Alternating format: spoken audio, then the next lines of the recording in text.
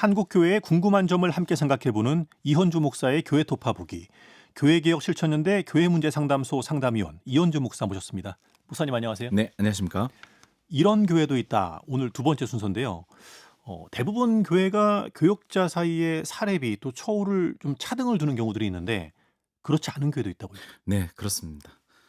한국 교회가 사례비와 처우의 차이가 대부분의 교회가 다 가지고 있을 겁니다. 성별 간, 도시와 농촌 간, 나이 간의 격차, 또 성도 수에 따른 격차도 이제 있을 거고요. 그럼에도 불구하고 이런 격차를 거슬러서 의미 있는 동역의 가치를 실천하는 교회들도 있습니다. 물론 찾기가 쉽지 않고 네. 저도 교문제 상담소에 이렇게 있지만 이런 사례들을 좋은 사례들을 이렇게 만나는 게 쉽지 않은데 그럼에도 불구하고 몇 개의 교회를 여러분들에게 좀 소개해 드리도록 하겠습니다. 이제 한 교회인데요. 이 교회는 담임 목사와 부목사, 전도사 가리지 않고 생활비 기준으로 사례 기준을 마련한 교회가 있었어요. 기본 사례는 같고 가족 수당도 동일하게 적용되고 있는 거죠.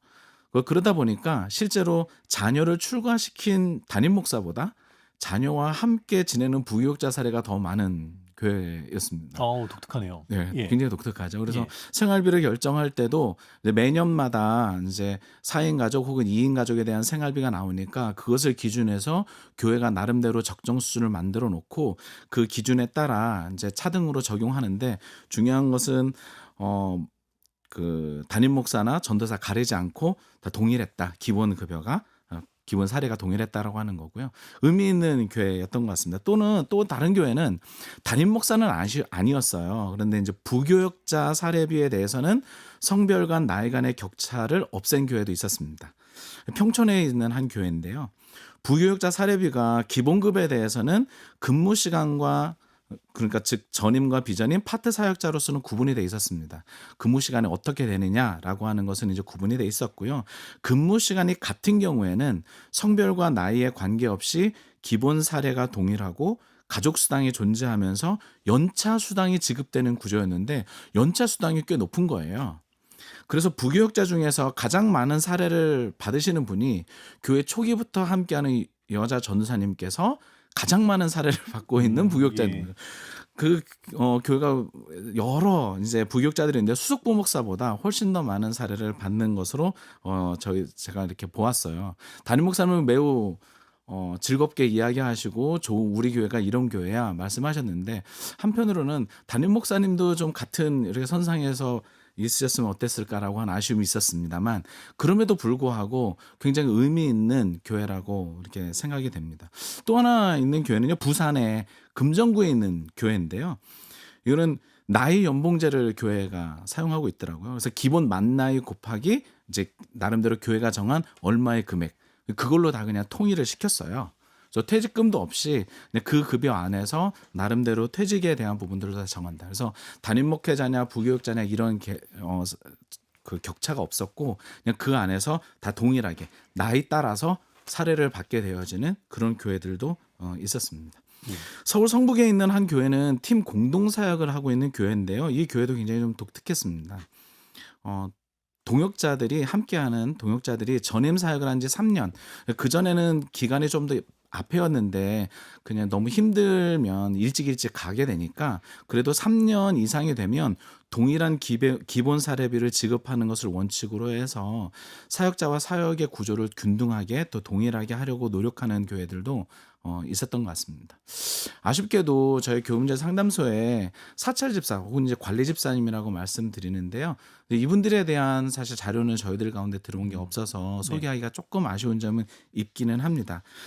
아시다시피 1990년대부터 관리 집사님은 청지기회라는 모임들을 하고 있고 또 그 안에 계신 분들을 몇몇 알고 있는데 좋은 교회들을 이렇게 찾기가 사실 쉽지 않은 것이 조금 아쉬운 면이기도 하고요.